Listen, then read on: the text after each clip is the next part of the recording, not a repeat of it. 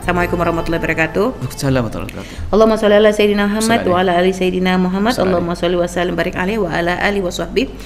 Semoga Buya selamat di dunia dan di akhirat. Amin. Saya hamba Allah mau bertanya. Dulu siapapun yang memarahi saya, menghina saya, mencaci maki saya nggak pernah merasa sakit hati, seperti nggak ada apa-apa, merasa tenang. Tapi sekarang kok selalu sakit hati jika dimarahin. Bahkan yang saya sesalkan sering menjawab kata-kata suami saya karena sering menghina fisik. Suami saya pendiam, tapi sekali berucap nyesek banget ya.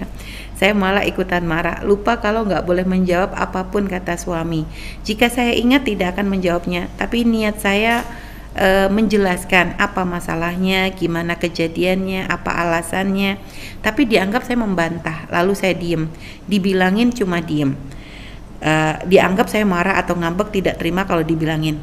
Lalu saya nangis, dibilangin cuma nangis. Sikap seperti apa yang dianggap menerima dan sabar dan tidak membantah? Dan juga apa ada amalan bagi saya yang pelupa Bu ya, agar saya selalu ingat sebelum saya menjawab kata-kata suami. Mendingan dibilangin bisu daripada dibilang membantah. Mohon bimbingannya Bu ya. Baik, ada orang itu bisa dalam ketabahan terhadap lingkungan yang memusuhi atau mengganggunya. Cuman ketabahan ini ada dua macam. Yang pertama adalah memang karena dia mulia, punya kesadaran bahwasanya dia punya keimanan, jadi biarpun dicaci orang tidak akan mempengaruhi pada dirinya, itu hanya orang saja, maka dia mudah memaafkan. Berarti berangkat dari keimanan, sehingga dia tidak membantah, tidak membalas, karena dia berharap kebaikan. Semoga Allah memberikan kesadaran. Ini istimewa, itu hati yang hendaknya kita hadirkan. Yang kedua adalah ada orang, maka Anda lihat Anda yang mana kira-kira. Ada orang yang di saat disakiti, digojlok, dicaci, dan tidak bisa ngapa-ngapain karena apa? Karena dia sudah dari apa-apa sudah minder dari kelemahan dia. Memang merasa tidak mampu untuk melakukan itu. Percuma juga kan? Nanti saya begitu tambah jadi juga kan? Karena Anda lemah. Berarti bukan dari kekuatan iman.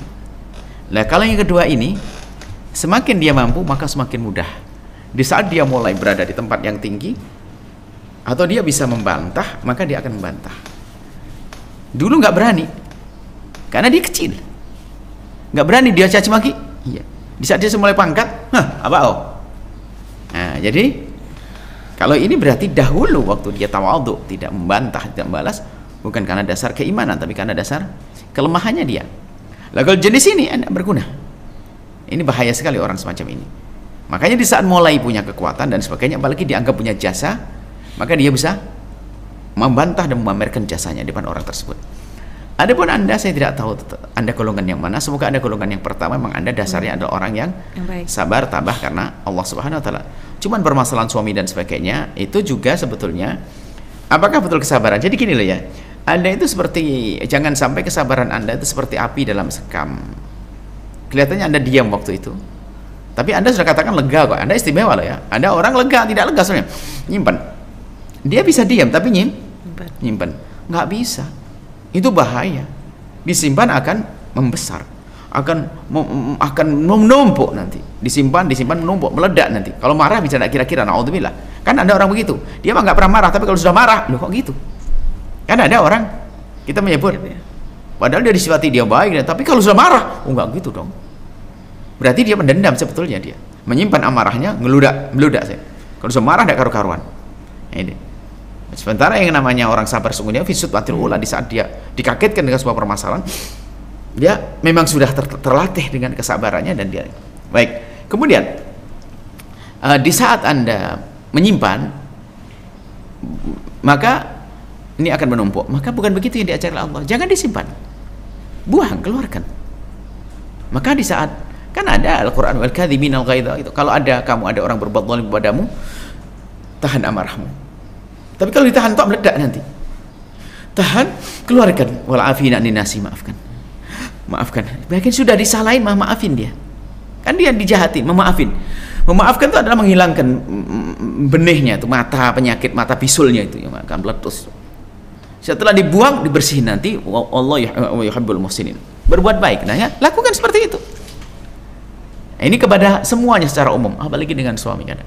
Sehingga marah Anda tiba-tiba mendongkol dengan suami itu tidak serta-merta, mungkin sudah lama.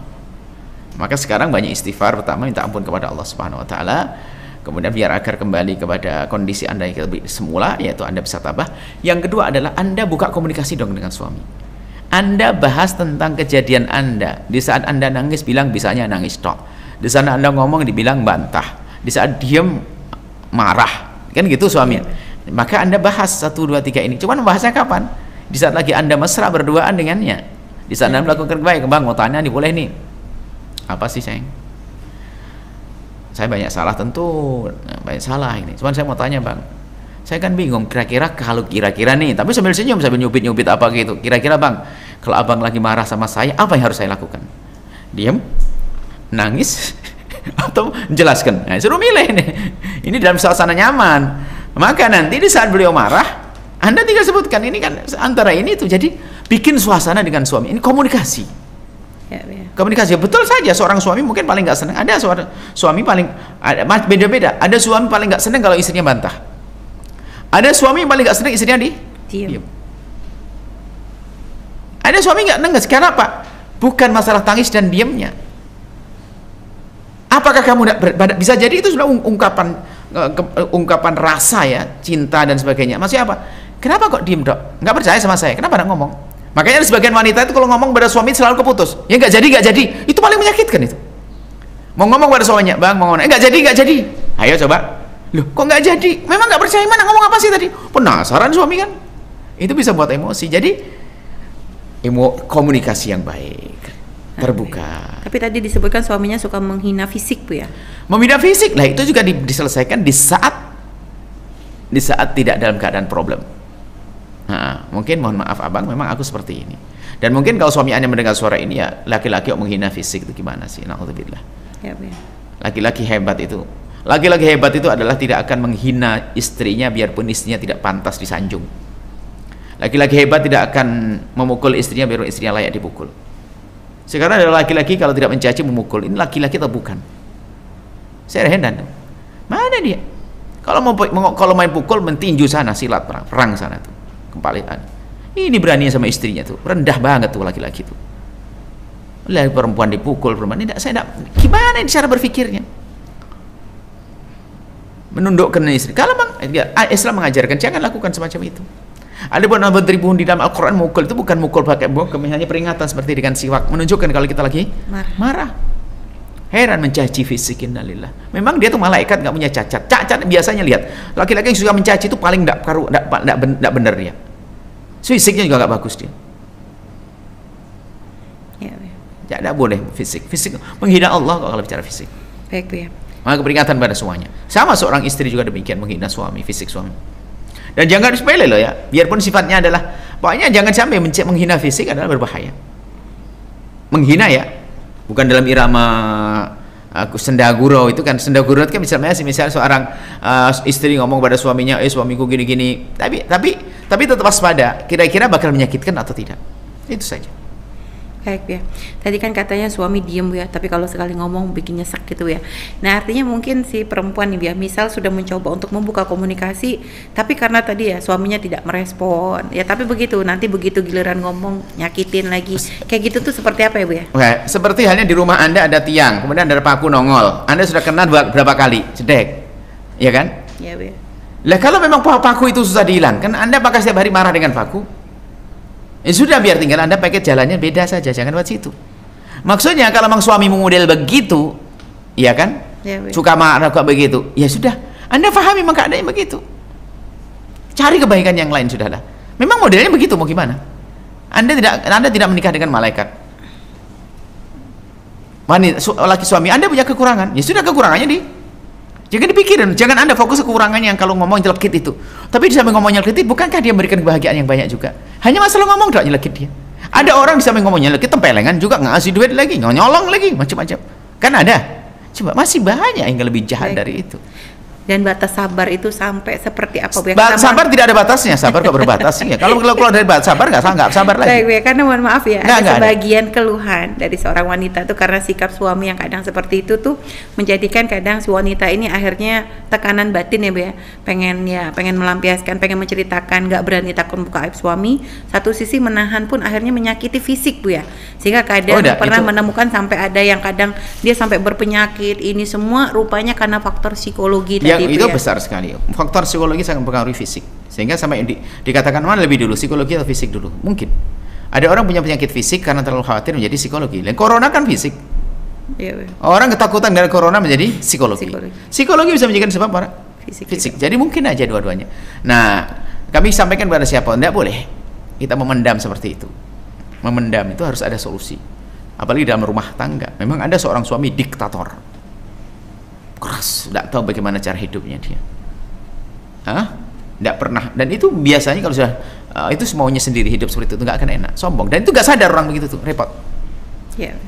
Maka tidak ada bagi kita kecuali kita itu pandai. Maka dengan kecerdasan akal, ya kecerdasan mental kita, kecerdasan roh kita, ya seperti halnya kalau orang di Eropa, ya kan?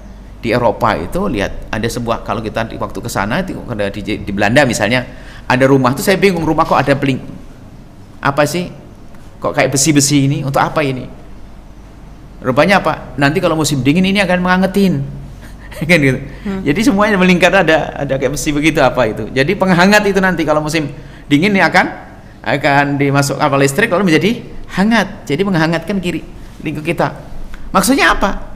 Mereka tidak pernah marah dengan alam, tapi menyesuaikan, kan gitu. Kalau di sini kan aneh, ngapain buat begitu ya kita. Di sana orang-orang Belanda tidak ada iman, tapi nggak pernah marah dengan alam.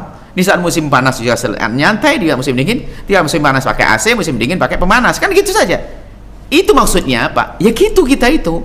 Jadi di saat ada sesuatu yang tidak baik dari seseorang itu, kita jangan fokus, kita mengobati diri kita sendiri. Kita gimana menyesuaikan, sudah. Harus belajar dong. Harus belajar. Dan lebih enak memulai dari diri kita sendiri. Oh ya sudah begitu, mau gimana lagi?